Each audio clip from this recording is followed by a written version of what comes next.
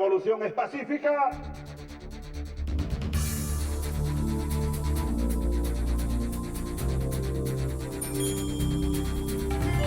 ¡Aquí alguien manda Chávez! Offside. ¡Vete, Chávez, por favor de Dios!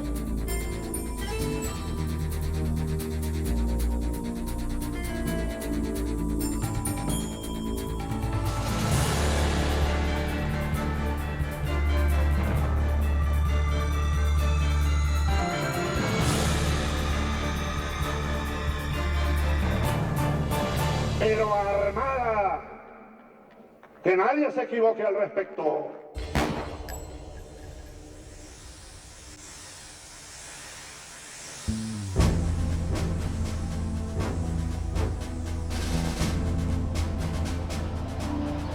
En la madrugada del 4 de febrero de 1992, los venezolanos despiertan atemorizados ante el cruento asalto al Palacio de Gobierno para deponer al presidente Carlos Andrés Pérez.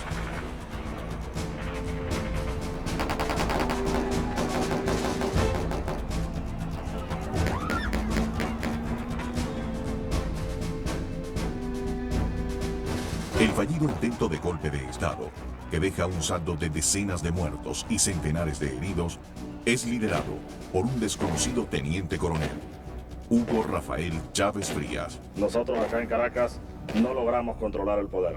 Ustedes lo hicieron muy bien por allá, pero ya es tiempo de evitar más derramamiento de sangre y yo, ante el país y ante ustedes, asumo la responsabilidad de este movimiento militar bolivariano.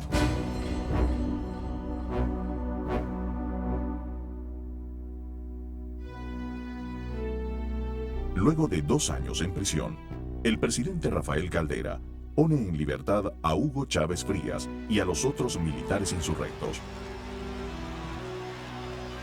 Una vez en la calle, Chávez recorre el país con un encendido discurso antisistema que no encuentra eco en la población. Hábilmente, en 1996, un veterano operador político, Luis Miquilena, lo saca de su posición abstencionista y le sugiere atenerse a las reglas democráticas. Es así como en 1997 fundan el movimiento Quinta República para participar en las elecciones presidenciales de 1998.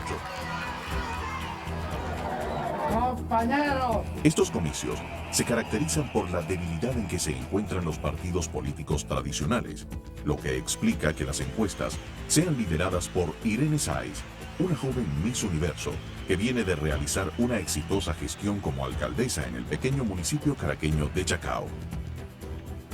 En su campaña electoral, Chávez basa su discurso en un ataque directo contra los partidos políticos tradicionales, en la denuncia de prácticas de corrupción y en la incapacidad de la democracia representativa para resolver los problemas vitales de las grandes mayorías. Su imagen de militar favorece las expectativas populares que buscan un hombre fuerte, capaz de producir los cambios radicales anhelados por los venezolanos. Tenemos un 58% de población para ese momento que quería un cambio radical del país, al punto que había incluso un 26% que aceptaba violencia si era necesario para lograr esos cambios. En el año 98 la pobreza en Venezuela estaba por el orden del 55-56% de pobreza. Eso es más o menos el nivel de lo que podríamos llamar la pobreza estructural en Venezuela.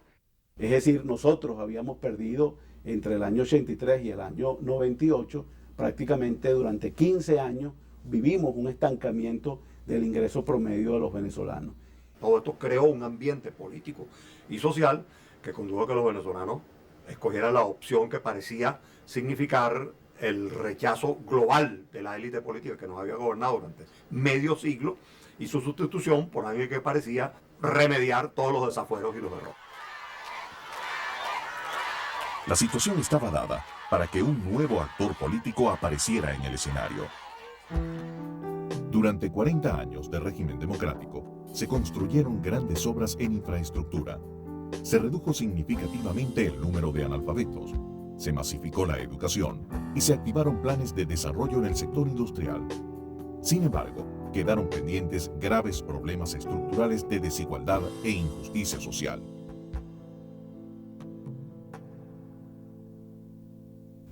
sin los medios de comunicación, sin el apoyo de los medios de comunicación, sin la promoción que le dieron los medios de comunicación a Chávez, difícilmente a Chávez lo hubiera conocido el país. Lo conocieron gracias a ese espaldarazo que le dieron los medios.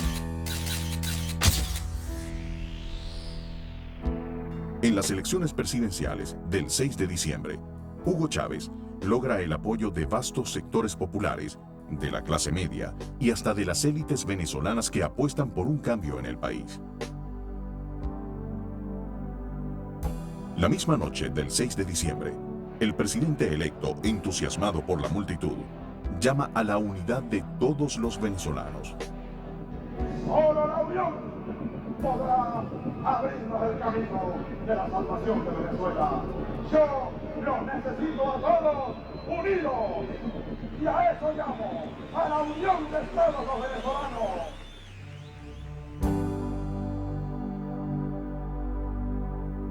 El 2 de febrero de 1999 se realiza el acto de toma de posesión.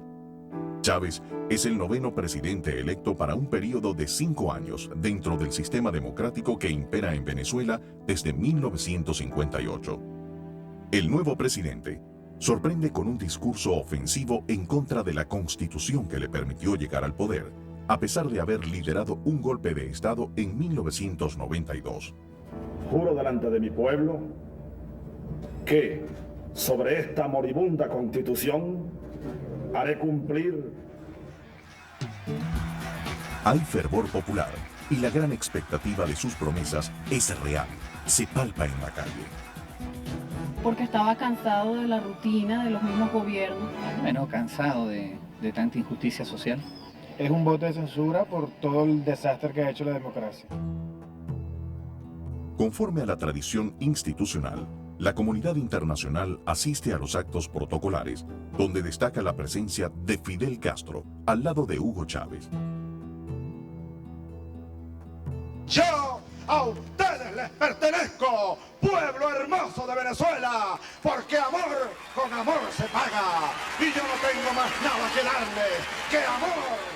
En el primer año de gobierno, la principal oferta electoral de Chávez toma cuerpo y se crea un ambiente propicio para instalar una asamblea constituyente no prevista en la Constitución de Venezuela, pero defendida a viva voz por el presidente, que descalifica a quienes reclaman el cumplimiento de la ley. Que aquello era violar la Constitución Nacional en su artículo tal y en el alcance tal y en la enmienda tal y no sé cuál otra ley. Todo un leguleyerismo cuando no es tiempo de legullerismo, es tiempo de historia y es tiempo de grandes decisiones políticas. Basado en su popularidad, Chávez logra el dictamen favorable de la Corte Suprema de Justicia, que autoriza el referéndum para que los venezolanos se pronuncien a favor de la convocatoria para una asamblea constituyente. Simultáneamente, el presidente anuncia un plan para llevar a cabo obras sociales en toda Venezuela, bautizado Plan Bolívar 2000, que será manejado exclusivamente por militares. Asimismo, sorprende también la ubicación de militares activos y retirados en puestos de mando de la administración pública, lo que algunos consideraron una especie de nuevo partido no oficializado.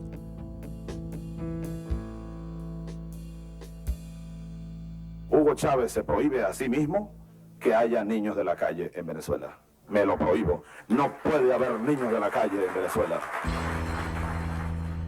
El presidente, en su afán de presentarse como un hombre sensible a las injusticias, toma la causa de los niños de la calle como bandera de su gobierno. En el orden institucional, Chávez anuncia su propósito de hacer cambios fundamentales en PDVSA, la industria petrolera del país, nacionalizada en el año 1976, que genera la mayor fuente de riqueza nacional. En actitud hostil, el presidente la critica de ser un Estado dentro del Estado. Estoy revisando hasta el último detalle de los negocios del petróleo. En abril, los venezolanos asisten a las urnas y votan mayoritariamente a favor de la propuesta del presidente para que se convoque una asamblea constituyente en el menor tiempo posible.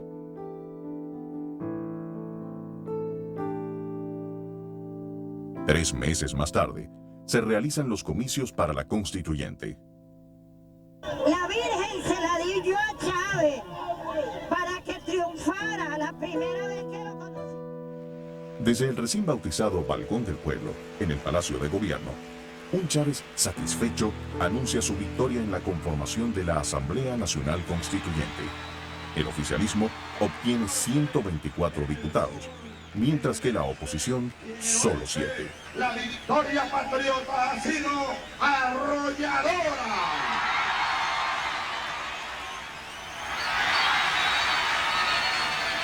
Cada día siento que los amo más, porque siento el amor del pueblo. Y como he dicho muchas veces, y con esto termino por ahora, amor con amor se paga. A principios de agosto, se instala la Asamblea Constituyente que deberá redactar una nueva constitución. La Asamblea Nacional Constituyente es originaria y soberana.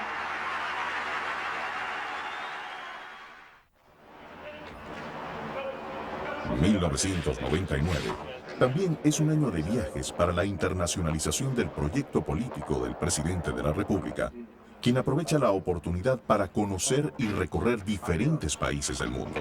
Qué buen día a usted, a este país.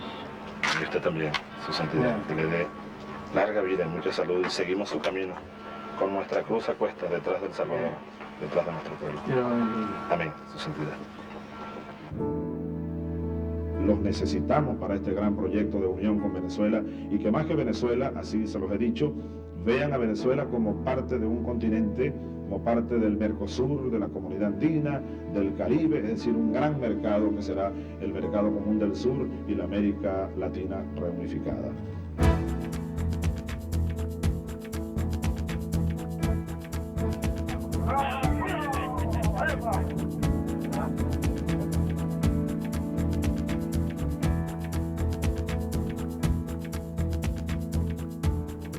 En su agenda de viaje, Chávez le devuelve la visita a Castro, y qué mejor que el deporte popular de ambos países para iniciar unos lazos preferenciales de dos regímenes con sistemas políticos totalmente diferentes: democracia y dictadura. Alfonso Coya y Hugo Chávez Frías. El equipo de Cuba, como director, el comandante en jefe, Fidel Castro Cruz. Este equipo que va a dar la batalla, pero lo que te decía es que viene a hacer unos lanzamientos y Fidel mandó a observar, a espiar. Él es experto en esas cosas, ¿no? Mientras el presidente asume personalmente su política exterior, la Asamblea Constituyente redacta en apenas 4 meses una nueva constitución. El primer mandatario empeña todo su esfuerzo en la campaña por su aprobación. Todos vayamos a votar, que no se quede nadie sin votar y por supuesto por el sí. Este nuevo texto constitucional elimina el Senado para dar paso a un parlamento unicameral. Incluye 2 nuevos poderes, el electoral y el ciudadano. Crea el cargo de vicepresidente de la República. Permite el voto a los militares y establece la posibilidad del referéndum en diversas modalidades. Las elecciones para aprobar la Constitución se realizan el 15 de diciembre. Este día, el gobierno celebra una nueva victoria con el respaldo del 71% de los votantes, aunque la abstención llega al 54%. Sin embargo, las lluvias que fueron escenario de la jornada electoral se intensifican en el litoral vecino a Caracas. Si la naturaleza se opone, lucharemos contra ella y la haremos que nos obedezca.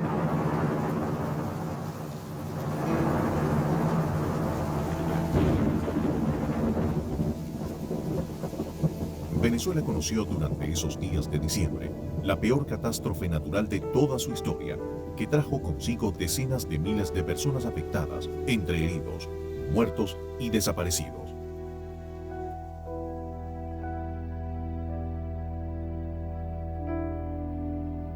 El país recibe el apoyo solidario de la comunidad internacional para ayudar a reconstruir el Estado Vargas. Los Estados Unidos envían una flota con ingenieros y equipos para hacer carreteras, pero en pleno viaje en alta mar, el presidente Chávez, sin aclarar razones, rechaza la ayuda americana y las naves se tienen que regresar. El saldo del primer año de gobierno es favorable para Hugo Chávez. Ha salido victorioso de los 3 procesos electorales que le han permitido cumplir su oferta política: una nueva constitución.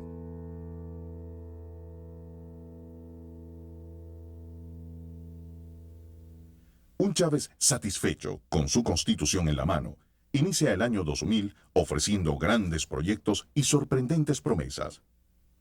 Ya el mundo y las empresas del mundo, las grandes inversionistas de infraestructura especialmente, han leído la ley de concesiones y están pensando ya en completar las grandes autopistas, en terminar la autopista Oriente y continuarla hasta Cumaná. Nosotros vamos a hacer un plan ferrocarrilero. Aquí se va a acabar el monopolio automotor. La nueva constitución alarga el periodo presidencial de 5 a 6 años y además permite la reelección. El jefe de Estado debe legitimar su mandato en una nueva elección que enfrenta confiado por su alta cota de popularidad. Parece que no tienen candidato para las elecciones del 28 de mayo. Yo estoy esperando que lancen a ver qué candidato van a sacar. Paradójicamente, la oposición aún debilitada solo encuentra en Francisco Arias Cárdenas, ex aliado de Chávez, al candidato opositor. En julio del año 2000, se enfrentan los 2 militares líderes del fallido golpe del 4 de febrero de 1992. Chávez, por el lado oficialista, y Arias Cárdenas por la oposición. Porque son cabeza de gallina, son cabeza de pollo, no tienen condiciones para dirigir un país. Con más de 3.700.000 votos, Chávez es electo presidente para un periodo de 6 años. Regocijado, ora ahora sobre una constitución hecha a su medida. Juro delante de ustedes, juro delante de esta revolucionaria constitución bolivariana, que lucharé sin descanso. En agosto, el ahora presidente de la República Bolivariana de Venezuela inicia un prolongado viaje al Medio Oriente como misión preparatoria de la cumbre de la OPEP a realizarse en Caracas. Siempre al ataque. Al ataque. Pero el verdadero impacto mediático de esta gira lo logra cuando incluye en su agenda la entrevista en Irak con el presidente Saddam Hussein.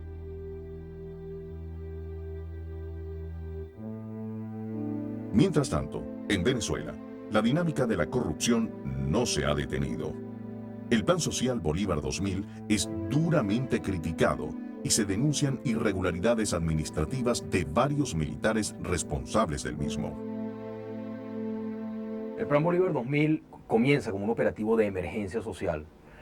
Sin embargo, el Plan Bolívar 2000, que es un programa llevado adelante por la Fuerza Armada Nacional, termina aplicando el peor de los mundos.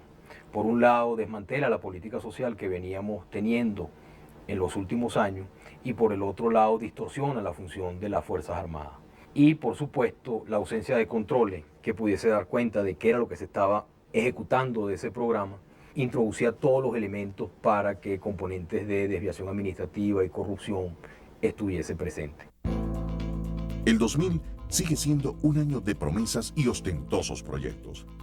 El presidente promete crear Ciudad Vargas en el aún devastado litoral guaireño, Ciudad Patria en Calabozo, Ciudad Zamora en los valles del Tuy, y hasta habla de construir un transbordador espacial en el Amazonas venezolano.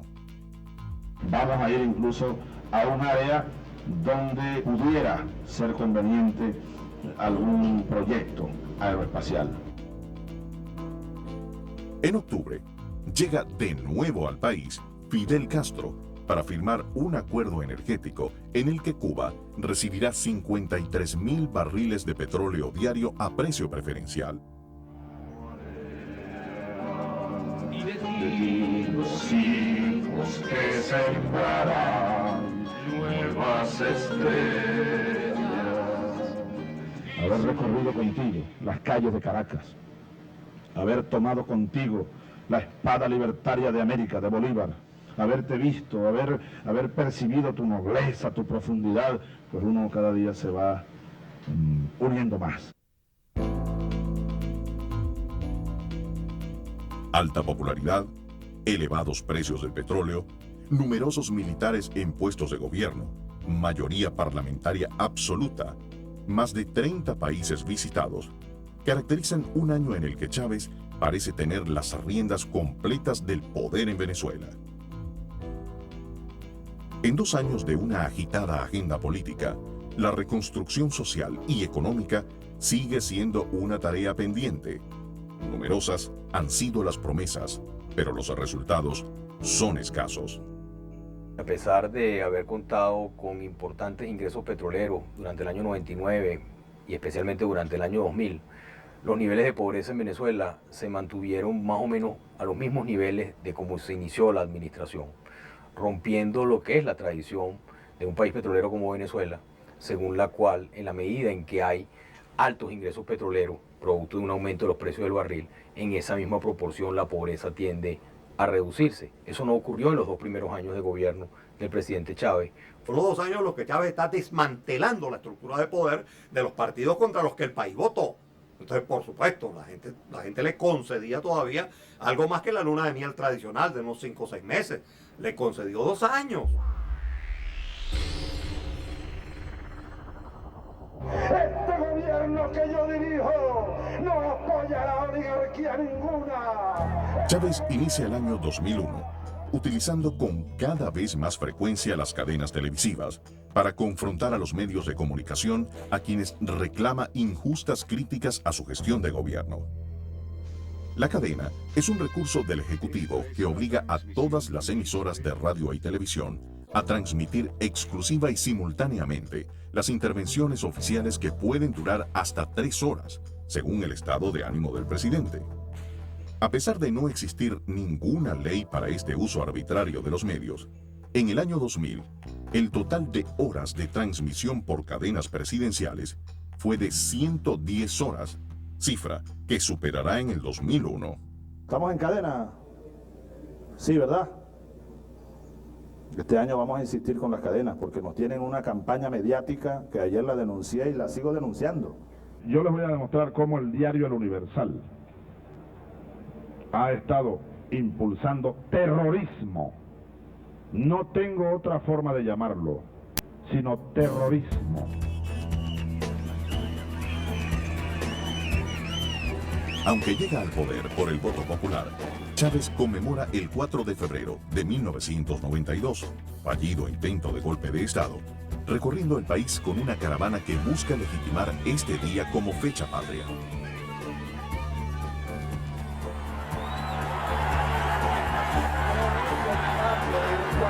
En Caracas, sectores de la sociedad civil se concentran por primera vez en estos 2 años y se atreven a salir a la calle para rechazar un decreto ministerial con el que el gobierno intenta tener mayor control ideológico sobre la educación.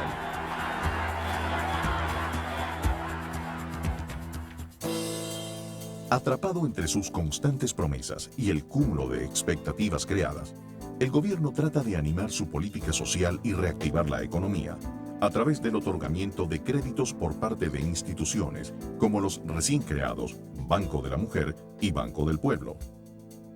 Sin embargo, es que la vocación de alguna manera paternalista y asistencialista de esta administración y de su política social hizo que las nuevas instituciones financieras del Banco del Pueblo, el Banco de la Mujer, lejos de ser instrumentos para incrementar los niveles de responsabilidad de los ciudadanos, lo que se convirtieron finalmente fueron en instrumentos casi que de subsidio directo, pero entregados discrecionalmente por parte del presidente de la República, pretendiendo de cada uno de esos repartos un cobro político en forma de lealtad.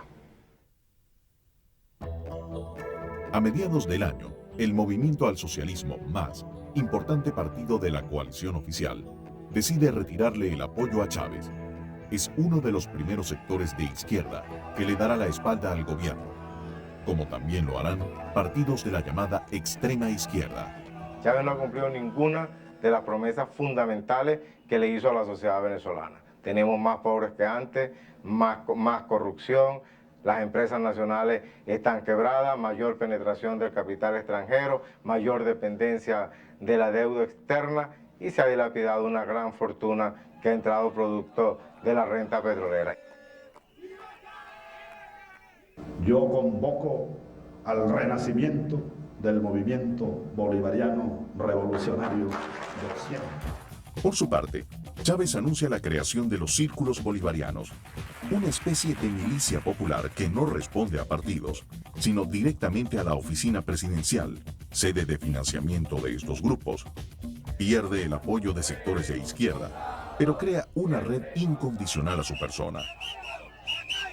¡Aquel que manda Chávez! ¡El pueblo! ¡La calle! ¡Aquel que manda Chávez! Los círculos bolivarianos, vamos, ¿cuáles son los teléfonos?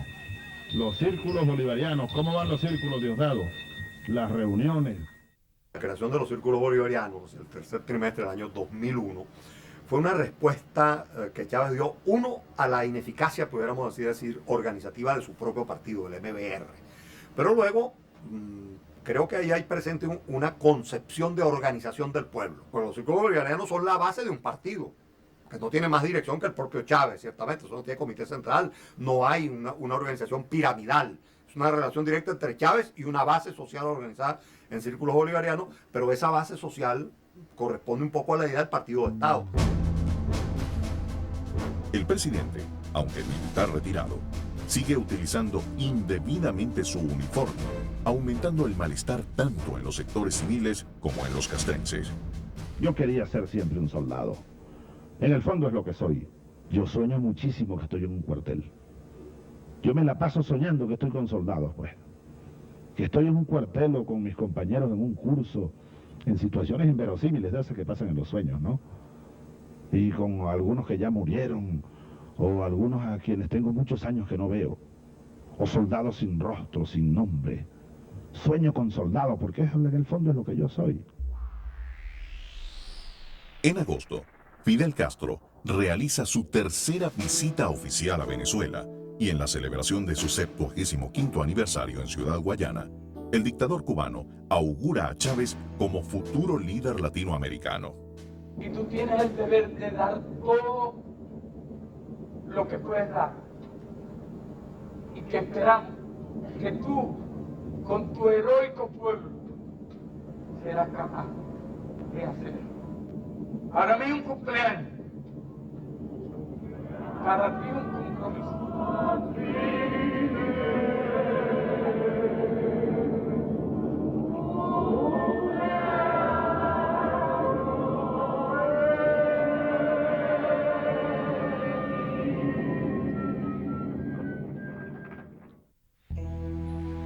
Días después, en Caracas, el presidente continúa con sus promesas.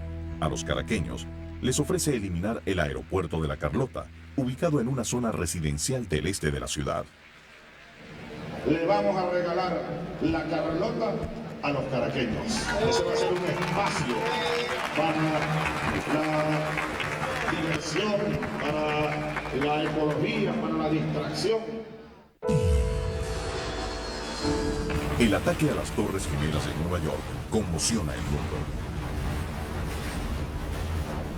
Ese mismo 11 de septiembre, en la Plaza Bolívar de Caracas, círculos bolivarianos queman la bandera norteamericana.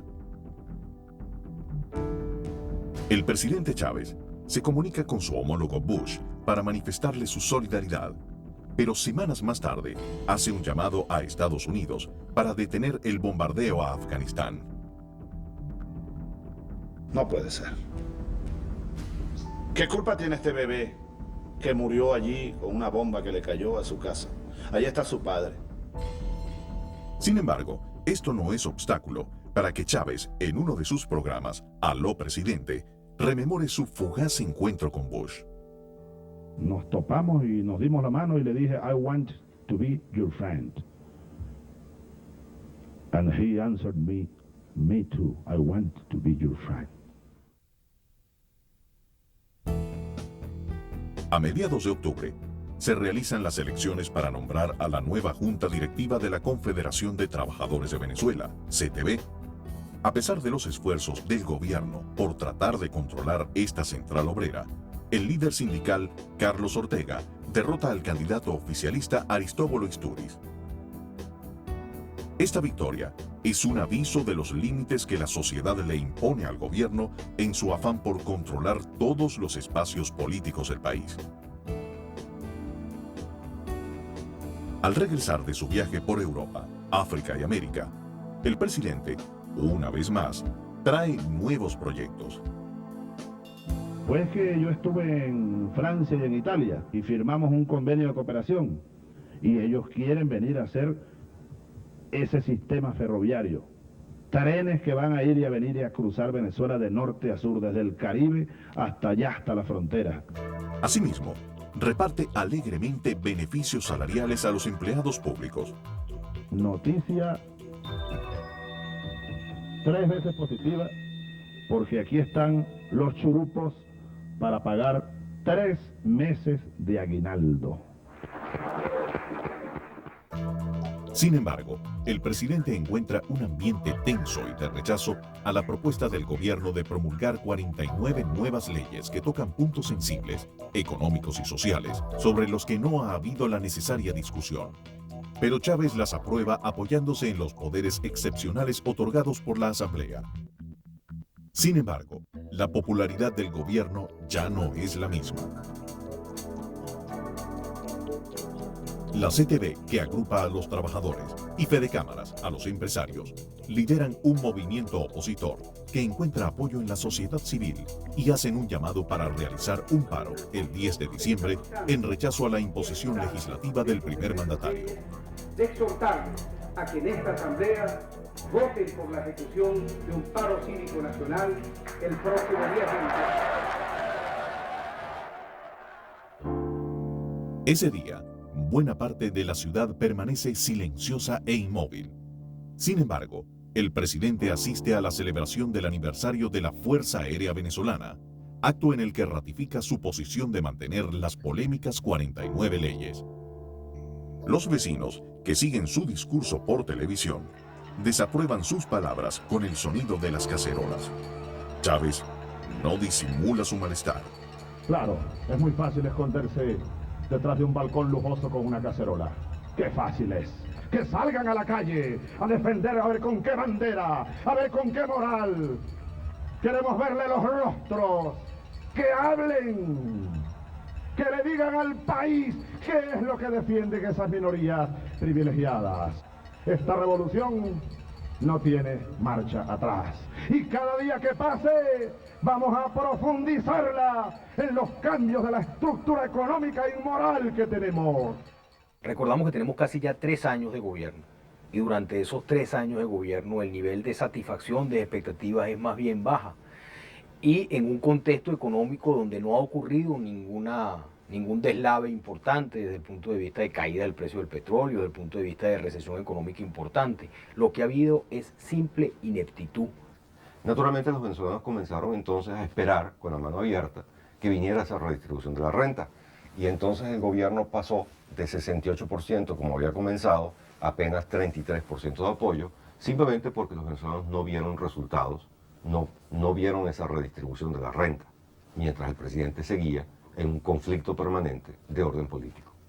Comenzó entonces un proceso de recomposición de partidos, de reorganización, la sociedad civil comenzó a levantarse sobre sus pies y sobre todo una parte de la sociedad, digamos la parte patronal por un lado y la parte sindical por la otra, que fueron particularmente víctimas del estilo agresivo del presidente, pues también, digamos, encontraron manera de reaccionar.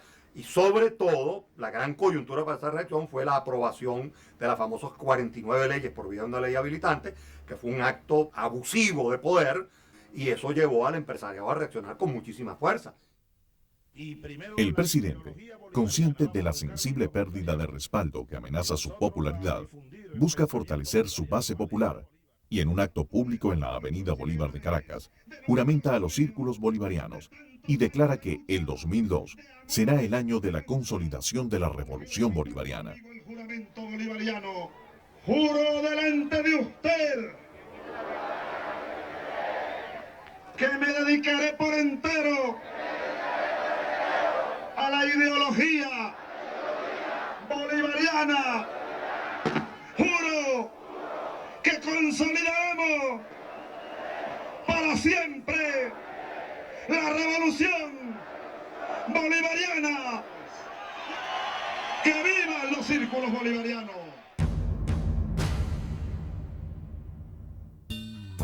Al inicio del año, círculos bolivarianos manifiestan agresivamente en la sede del conocido diario El Nacional, sucesos que reciben la aprobación del jefe del Estado. Estos señores, compatriotas nuestros, hombres, mujeres, que fueron antenoche a hacer una manifestación al frente de las instalaciones del diario El Nacional, tenían sus razones.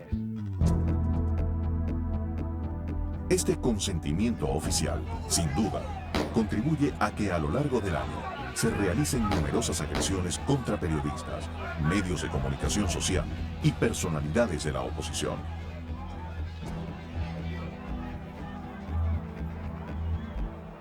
Que se metan sus medios de comunicación en el bolsillo.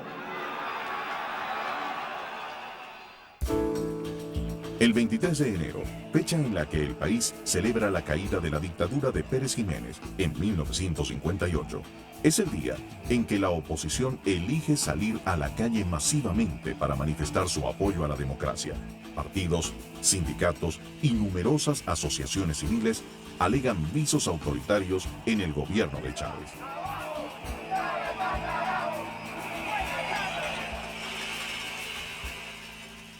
Ese mismo día, el presidente realiza una concentración a las afueras del Palacio de Gobierno y sorprende al país con una nueva promesa dirigida a los jóvenes venezolanos.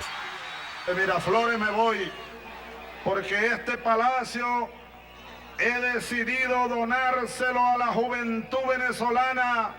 Todo esto y más allá va a ser la sede de la Universidad Popular Bolivariana para los jóvenes, especialmente para los pobres.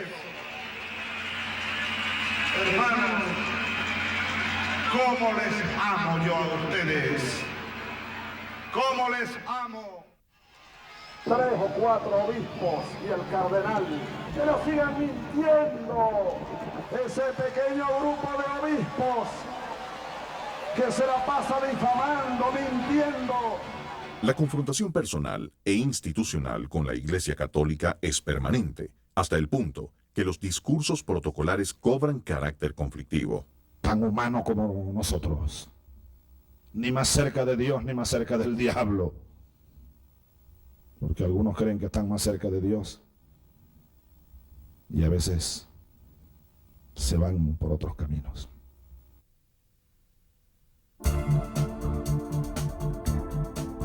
Pero el sector más sensible es la industria petrolera. En febrero, Chávez renueva por 4ª vez la junta directiva de PDVSA. Empleados y trabajadores denuncian estos cambios como una intromisión política que lesiona el sistema meritocrático tradicional de la empresa e inician una secuencia de paros administrativos por primera vez en la historia de esta industria. Pero lo que más conmociona al país es cuando el presidente Chávez despide por televisión a altos gerentes de PDVSA. Offside. Afuera. Muchas gracias por su servicio. Señor Juan Fernández está despedido de Petróleos de Venezuela. Horacio Medina. Afuera. Yo no tengo problema de rasparlos a toditos si a toditos hubiera que rasparlos. Este insólito despido genera mayor tensión política y precipita el llamado a un paro general el 9 de abril. Frente a esta actitud de provocación, hemos acordado no un paro de 24 horas ni de 48 horas, sino un paro general indefinido. Al tercer día del paro, el 11 de abril, la CTV y Fedecámaras, con el apoyo de los medios de comunicación social y vastos sectores de la sociedad civil, convocan a una marcha de solidaridad a la sede de PDVSA en el este de la ciudad de Caracas. Inesperadamente, este llamado se convierte en la más imponente manifestación realizada en Venezuela en toda su historia. Aprovechando el entusiasmo de la multitud, los líderes, a las 12 del mediodía, deciden llevar la marcha hasta Miraflores, el Palacio de Gobierno.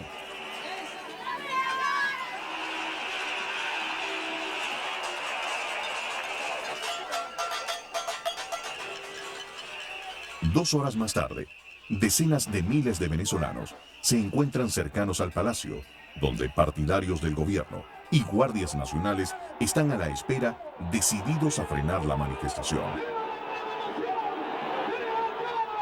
La convocatoria es a Miraflores, todo el pueblo a Miraflores a defender su revolución. ¡No pasará! Por su lado, una vez más, el presidente, ocupando todo el sistema de radio y televisión e impidiendo cualquier otro tipo de información, advierte que la marcha no llegará a Miraflores. Durante la hora y media que Chávez domina los medios de comunicación, en la calle se desarrolla una fuerte confrontación entre seguidores del gobierno y manifestantes de la oposición. Partidarios del oficialismo y efectivos de la Fuerza Armada descargan sus armas contra los manifestantes.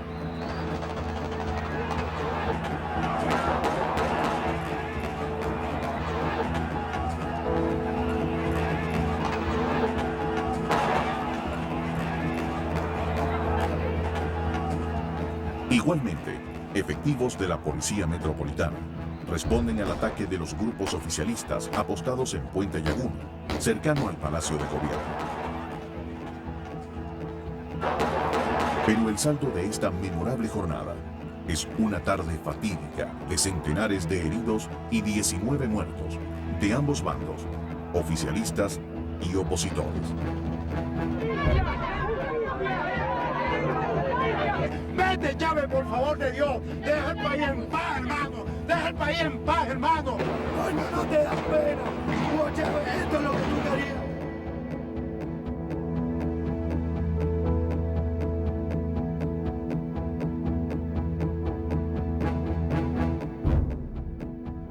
Ese mismo día, antes del anochecer, el alto mando militar le quita el apoyo a Chávez y en la noche le solicita su renuncia. Horas después, el inspector de la Fuerza Armada Nacional, general en jefe, Lucas Rincón, anuncia por televisión la renuncia del presidente. Se le solicitó al señor presidente de la República la renuncia de su cargo, la cual aceptó. El día 12 de abril, se forma un nuevo gobierno dirigido por Pedro Carmona, presidente de Telecámaras, asociación patronal del país.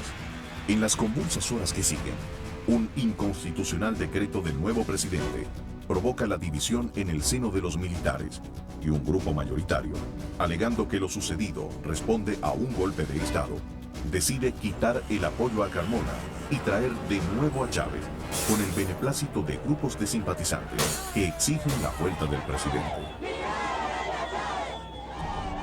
Luego de 2 días de reclusión en instalaciones militares, un Chávez un tanto disminuido vuelve a la presidencia. Esa madrugada, el tono presidencial pierde agresividad y llama a la unidad. Hago un llamado a los dirigentes empresariales. Hago un llamado sobre todo y agarro la cruz. Hago un llamado a los dueños de los medios de comunicación. Por Dios, reflexionen, pero de una vez, que este país también es de ustedes. Yo también tengo que reflexionar muchas cosas. Si ayer los amaba, hoy los amo muchísimo más. Amor, con amor se paga. 2 días más tarde, en una rueda de prensa, pide perdón a los petroleros arbitrariamente despedidos. Y yo en el programa de radio los nombré uno por uno. Es un error. Un error, y lo reconozco y pido perdón a las personas que yo nombré en ese programa. El presidente también se ve obligado a cumplir en el futuro la exigencia que le hace el sector castrense de solo usar el uniforme militar en el estricto marco de la ley. Entre tanto, sectores de la oposición reclaman la creación de una comisión de la verdad para aclarar las muertes y heridos de la manifestación del 11 de abril. El 11 de mayo, la oposición conmemora con una emotiva manifestación el primer mes de los trágicos sucesos ocurridos en los alrededores del Palacio de Gobierno.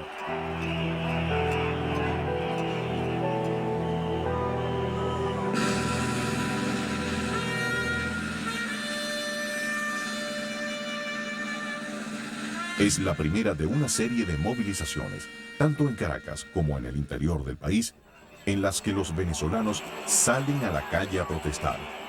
Activas organizaciones de la sociedad civil, en asociación con partidos políticos cada vez más consolidados, lideran el descontento popular.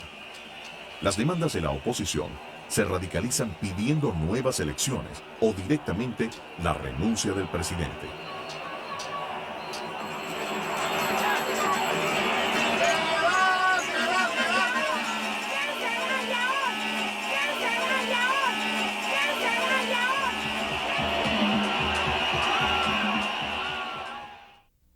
Frente a la presión que recibe de la oposición, Chávez responde ofreciendo la posibilidad de un referéndum revocatorio en el 2003. Aquí está previsto la posibilidad de un referéndum revocatorio a la mitad del periodo, es decir, a partir de agosto del 2003. Las constantes manifestaciones pacíficas realizadas por la oposición son atacadas repetidamente por grupos oficialistas, siendo necesaria en muchas ocasiones la intervención de efectivos de la Fuerza Armada. Son meses de conflicto donde círculos bolivarianos y partidarios del gobierno arremeten contra representantes de la oposición y medios de comunicación social. Asimismo, algunos espacios del centro histórico de la ciudad de Caracas son tomados por estos grupos, impidiendo el libre tránsito y desatando violencia.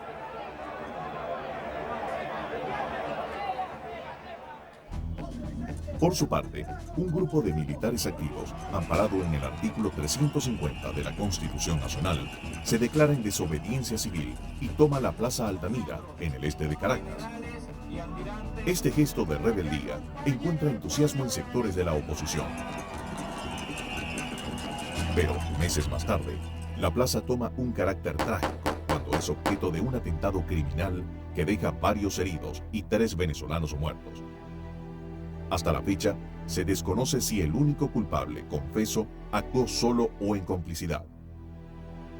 La inviabilidad democrática de la propuesta rebelde de los militares fue restándole apoyo y, transcurrido el tiempo, la plaza volvió a recuperar su condición de espacio público.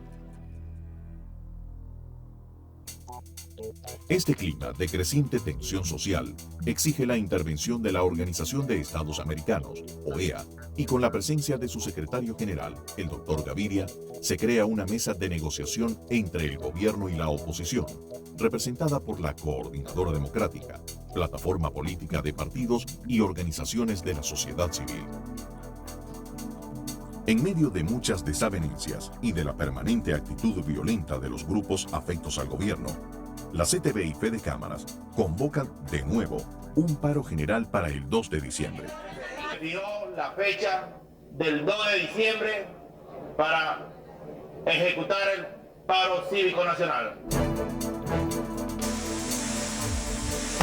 El día 3 de diciembre, lo que originalmente sería una paralización de 24 horas, se transforma en un paro indefinido con el apoyo de la industria petrolera y de los medios de comunicación que participan activamente en la crisis que vive el país. Que el pueblo, en ejercicio soberano, continúa el paro cívico nacional. Numerosas movilizaciones se realizan en toda Venezuela.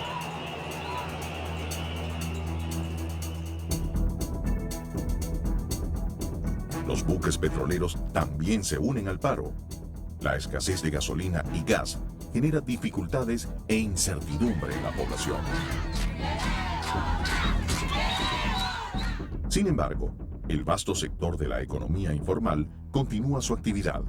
El transporte colectivo tampoco se suma al paro. Y en Caracas, el metro funciona normalmente, aunque con poca afluencia.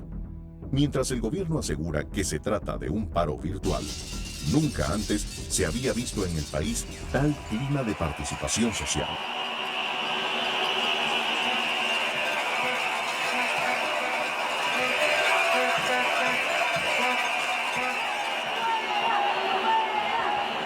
Finaliza el año 2002 y ni gobierno ni oposición ceden en sus posiciones.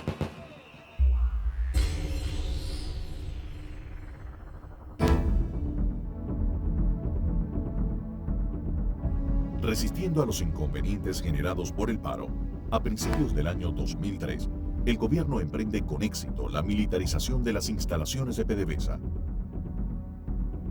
Procede a un despido masivo de empleados y trabajadores, importa gasolina para cubrir la escasez y logra un lento reinicio de las actividades de la producción petrolera.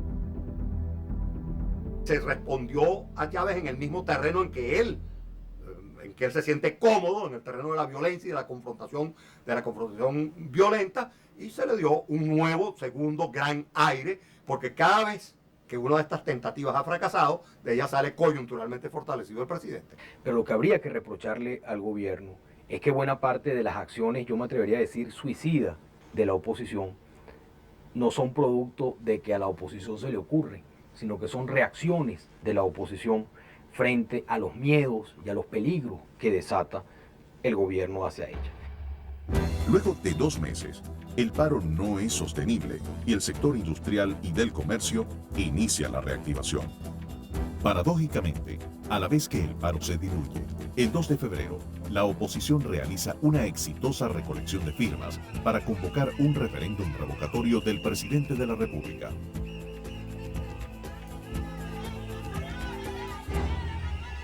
Está bajando la gente del cerro a firmar. Estoy aquí por la libertad de mi patria, de mis hijos, de mis nietos. ¡Se va! Más de 3 millones de firmas son recogidas durante esta jornada cívica.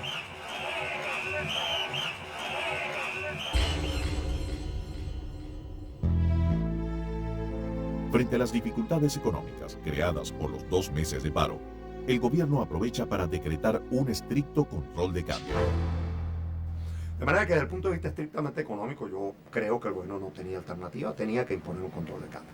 Ahora, una vez impuesto, el gobierno que no lo impuso a lo largo de ninguno de los 4 años anteriores, a pesar de que algunos de sus sectores más ortodoxos, digamos así, abogaban por él, frente a Chávez, que nunca pensó que fuera necesario.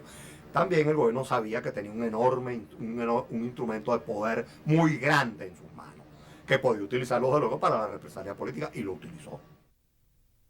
El control de cambio, el presidente lo justifica más como una bandera política, al decir que no le va a dar $1 a los golpistas, y lo que hizo fue ponerle un torniquete a la economía que sin lugar a duda ha tenido un efecto contractivo en el nivel de actividad económica muy importante. Ni $1 para los golpistas. No se equivoquen con nosotros. Esta revolución es pacífica, pero no está desarmada.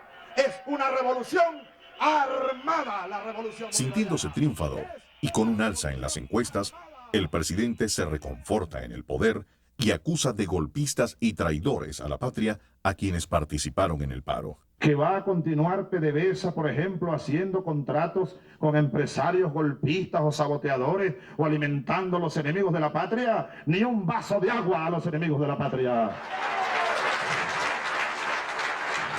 Se habla por allí, por ejemplo, de algunos voceros, de algunos sectores, de una amnistía selectiva. ¿Amnistía?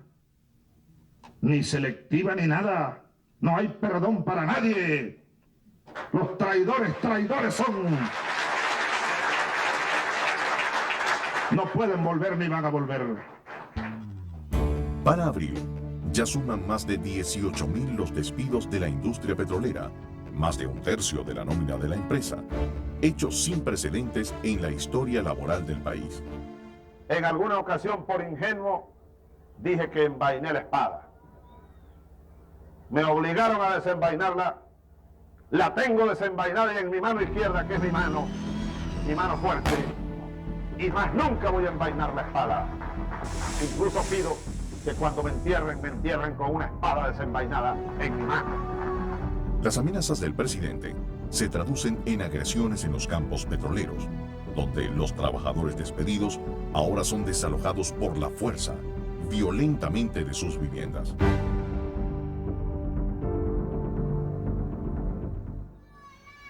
Pero luego de más de 4 años con deficientes resultados en el área social, Chávez se ve obligado a responder a la creciente demanda de la población más empobrecida, improvisando una serie de programas sociales a los que llama Misión. La Misión Robinson, la más publicitada, es un plan de alfabetización que utiliza la experiencia y asesoría cubana. Al finalizar el año, el presidente anuncia los supuestos resultados de esta misión. 1.120.000, eso merece un aplauso más para la Misión Robinson. R-O-B-I-N-S-O Robinson, R-O-B-I-N-S-O Robinson. La Misión Barrio Adentro es un plan de medicina familiar que se limita a la utilización de miles de médicos cubanos en barrios populares, desatendiendo las urgencias de la infraestructura hospitalaria del país. 14.590.962 casos vistos. Estamos en presencia de un récord mundial. Gracias, hermanos de Cuba. Para su líder, el comandante Fidel Castro. Quiero a Chávez porque fue el único presidente que trajo a este país la revolución bonita como lo es el Plan Barrio Adentro. El programa Barrio Adentro, si se inserta dentro de un programa de recuperación total del sistema de salud pública, bienvenido sea. Ahora, si aparece como una alternativa a un sistema de salud pública muy deteriorado, pues probablemente en los sitios donde hay un médico de familia, la gente lo agradece. Pero la inmensa mayoría de la población no tiene acceso a ese médico de familia. Tiene que contar con los hospitales públicos y esos están en pésimo estado. Y esa es una de las grandes culpas de una gestión como esta. La gestión de la vida ordinaria del país, la gestión administrativa ordinaria, es probablemente el hándicap más grande de este gobierno. La Misión Rivas pretende dar la oportunidad a 400.000 estudiantes que han abandonado sus estudios para terminar el bachillerato en poco tiempo. Si tenemos una grave crisis con nuestro modelo de bachillerato, donde los muchachos cuando salen de allí estudian 5 años de inglés y no salen hablando inglés, estudian 5 años de matemáticas y prácticamente no saben matemáticas, y así sucesivamente con casi todas las materias, pues imagínese si de esos 5 años usted los reduce a 2, ¿qué cree usted que puede obtener en términos de calidad académica? Las misiones, por supuesto, que se están haciendo paralelamente al presupuesto ordinario. Son medidas lanzadas, como buena parte de las cosas que hace este gobierno, de modo improvisado. Y su propia ejecución no es verificada por nadie. Es decir, ¿cuál es el resultado que están produciendo? Aparte del resultado político, que no dudo que ha sido beneficioso para Chávez. Inaugurada la Misión Sucre. Y la Misión Sucre es un ambicioso programa que, sin ningún proyecto académico conocido, promete incorporar a la recién creada Universidad Bolivariana a 400.000 estudiantes que no han podido ingresar a la educación superior. El presidente aprovecha esta ocasión para repartir directamente el dinero del Estado a los futuros estudiantes. Vamos a seleccionar 100.000 para darles una beca de $100 mensuales, es decir, 160.000 bolívares mensuales a partir de noviembre, para ayudarlos un poco. Yo creo que las misiones es el intento desesperado de producir, y ahora sí habría que decirlo mediáticamente, algún tipo de obra gubernamental. Los logros de esta revolución son la Misión Rivas, la Misión Sucre, la Misión...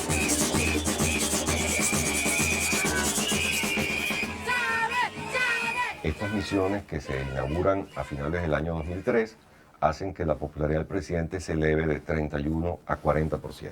Han obedecido más a una iniciativa política para tratar de detener la caída en la popularidad del presidente ante la eventualidad del referéndum revocatorio. Al llegar el mes de agosto, se cumple la mitad del período presidencial y de los parlamentarios de la Asamblea Nacional. La nueva Constitución permite la posibilidad de un referéndum revocatorio a la mitad del período para estos cargos. Si pasan los primeros 3 años y ustedes ven en 3 años que yo no he servido para nada, ustedes me pueden sacar por un referéndum. Esa es democracia. Bueno, pero ya veremos, ¿ah? Esa es una prueba para mí y eso es muy bueno. Ellos dicen que me van a sacar por un referéndum.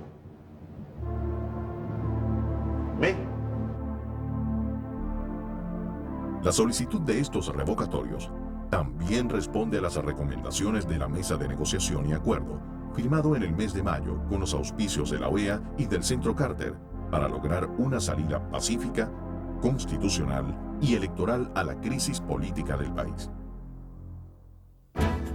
A finales de noviembre, se recogen las firmas para los revocatorios de los diputados del oficialismo y de la oposición, pero la atención está centrada en las firmas para revocar al presidente, ya que las recogidas el 2 de febrero fueron invalidadas por el Consejo Nacional Electoral, CNE. Una vez más, millones de venezolanos ratifican en la calle su voluntad democrática.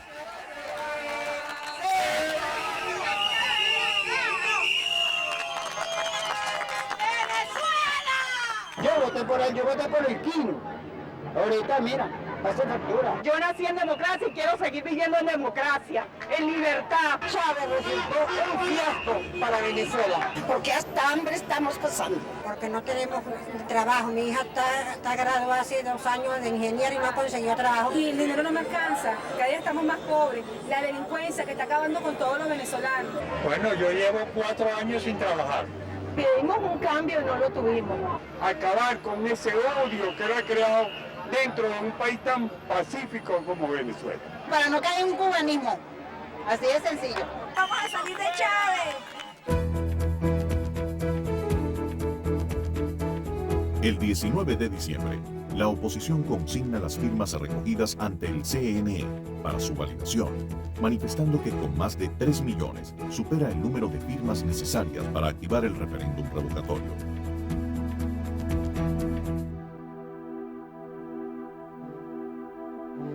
Finaliza el 2003 y la situación social de los venezolanos se agrava cada vez más, mientras que el país, con creciente expectativa, espera el pronunciamiento oficial del CNE sobre el número de firmas validadas.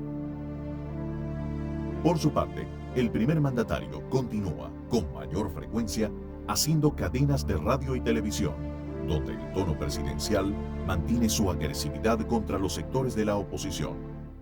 Van a sentir el rechazo de un pueblo, señores obispos embusteros, manipuladores. Porque no tienen vergüenza estos de Globovisión y sus aliados de Venevisión y todos ellos, de una vez empiezan a llorar, empiezan a chillar, parecen un camión de cochino chillando, y empiezan a chillar.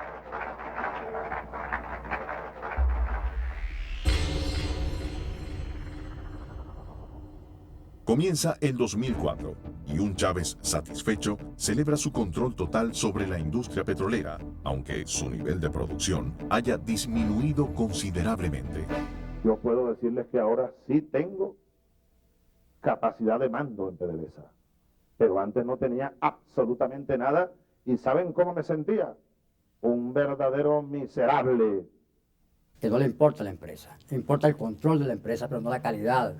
Un poco lo que hizo Gaddafi con Libia, que siendo un importante productor de petróleo en algún momento, bajó en los niveles de exportación y Gaddafi se conformó con controlar el país con esos ingresos, prácticamente asfixiando todos los sectores productivos y controlando él personalmente todo el funcionamiento del país. Y revela, ahora, una nueva versión sobre los despidos de los gerentes petroleros. Porque cuando yo agarré el pito aquel en un aló presidente y empecé a votar gente, yo estaba provocando la crisis. Cuando nombré a Gastón Parra Luzardo y aquella nueva junta directiva, pues estábamos provocando la crisis. Ellos respondieron y se presentó el conflicto. y aquí estamos hoy. Asimismo, ante el alto índice de desempleo que agobia su gobierno, Hugo Chávez, una vez más, ofrece una inconsistente meta. Con la misión Vuelva en Cara, para diciembre de este año, el desempleo debe bajar de ese 15 y tanto a 5. Y lo vamos a lograr, lo vamos a hacer. Pero lo que no aparece en los discursos oficiales son las difíciles condiciones de vida de los venezolanos y sobre todo el creciente índice de violencia dramáticamente agravado en estos últimos 5 años. Violencia que afecta mayoritariamente a los sectores más desamparados. En estos 5 años de gobierno, el número de homicidios se ha duplicado.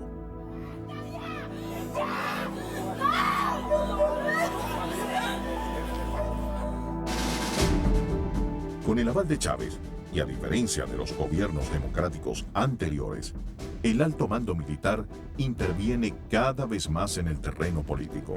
No queremos traición a la patria, ni en ninguna de sus instituciones del Estado, ni en empresas básicas de la nación.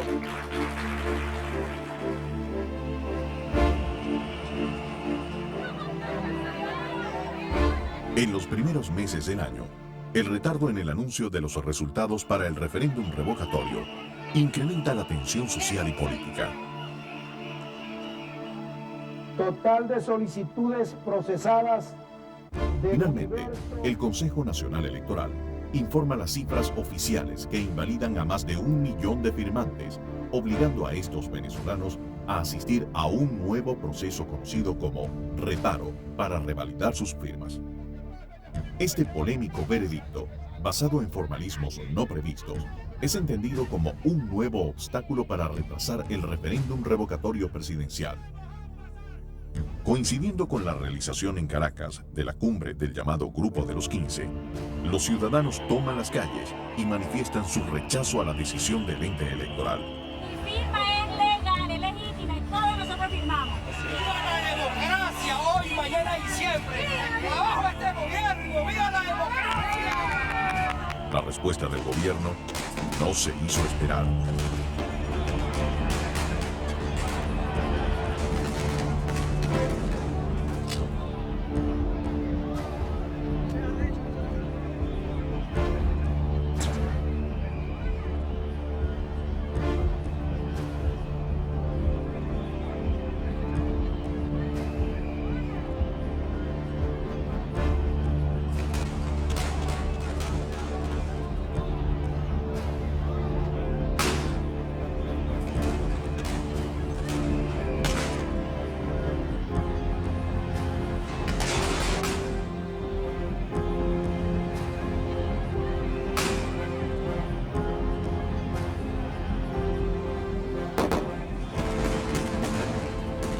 Fue una semana de disturbios que copó la atención de los medios de comunicación internacionales y que dejó un saldo de numerosas violaciones a los derechos humanos, centenares de detenidos y 10 venezolanos sin vida.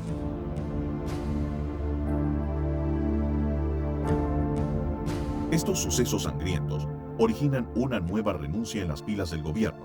El embajador de Venezuela ante la Organización de las Naciones Unidas, ONU. La brutal represión contra los manifestantes que venían a entregarle a los jefes de Estado del G15 su posición en torno a la necesidad de un proceso referendario, de un proceso de firmas, mostró la verdadera faz de la militarización del poder.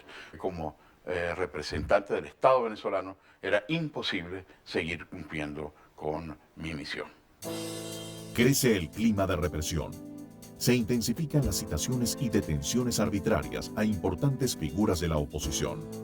Estas medidas de amedrentamiento político evidencian la intervención que tiene el Poder Ejecutivo sobre el Poder Judicial. Pero lo que termina por quebrantar el principio de la separación de poderes es la aprobación de la nueva ley del Tribunal Supremo de Justicia, TSJ, que permite el control del gobierno sobre el Poder Judicial, ya que deja en manos de la precaria mayoría que tiene el oficialismo en la Asamblea Nacional el nombramiento y la destitución de los magistrados del Tribunal Supremo, violando con ello lo establecido en la Constitución. La aprobación de esta ley genera que organizaciones internacionales como Human Rights Watch se pronuncien sobre el peligro que representa para la democracia la aplicación de esta nueva normativa legal. Creemos que el actual gobierno tiene una enorme responsabilidad en lo que tiene que ver con el debilitamiento de la autonomía e independencia del Poder Judicial aquí en Venezuela.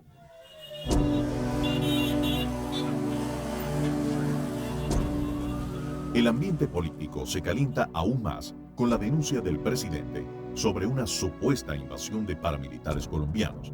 Y aunque el gobierno intenta involucrar a la Coordinadora Democrática con este oscuro episodio, la oposición no cae en provocaciones y persevera en la ruta democrática y electoral encarnada en el referéndum revocatorio. En este contexto, del 28 al 30 de mayo, se realiza en todo el país el proceso de reparos, que busca validar 525.118 firmas para activar el referéndum revocatorio contra el presidente Chávez, jornada que se efectúa con la presencia de observadores internacionales, tanto del Centro Carter como de la OEA. El 3 de junio, el Consejo Nacional Electoral, luego de una intensa presión por parte de la sociedad civil, anuncia los resultados preliminares de la jornada de reparos, confirmando el triunfo de la oposición al obtener el número de firmas necesarias para la activación del referéndum revocatorio. Finalmente, se establece el 15 de agosto para la celebración del referéndum revocatorio presidencial, acto que es entendido por la mayoría de los venezolanos, tanto de la oposición como del oficialismo, como la salida electoral, constitucional y democrática a la polarización y crisis que ha vivido el país bajo el gobierno que se autodenomina bolivariano y revolucionario. Chávez, por supuesto, se jacta mucho de una supuesta revolución bolivariana. Aquí no ha habido ninguna revolución en cualquiera de las acepciones que queramos darle a la palabra. Este gobierno tomó la pobreza en el país con 57% en el año 99 y la está entregando a mediados del año 2004 con un 73% de pobreza.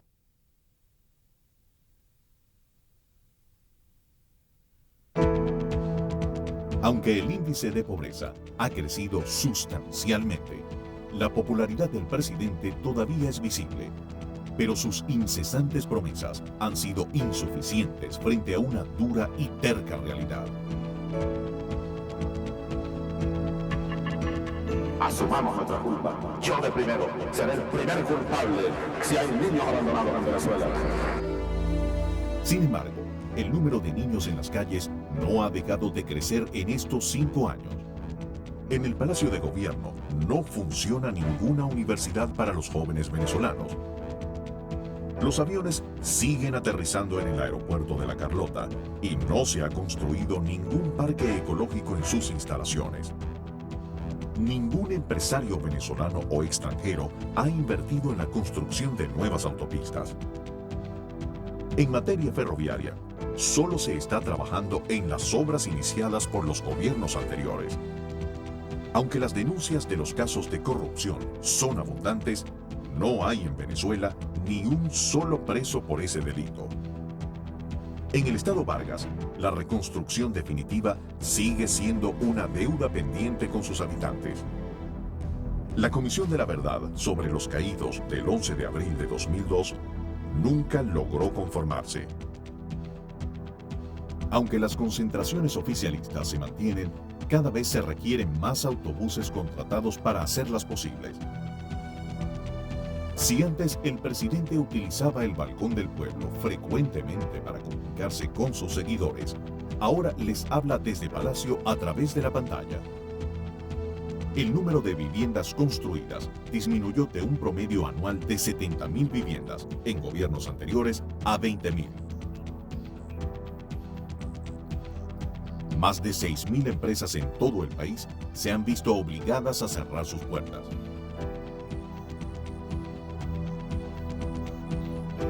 el número de trabajadores informales ha aumentado en más de 1 millón de venezolanos. La tasa de desempleo aumentó de 10% a 15%, lo que significa que casi 2 millones de venezolanos están desempleados. Y a pesar de que Chávez inició su gobierno invocando a la unidad, nunca antes la polarización entre los venezolanos había sido tan aguda.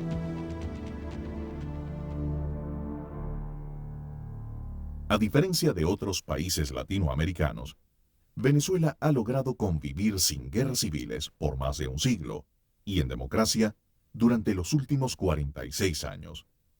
Sin embargo, es una nación de paradojas.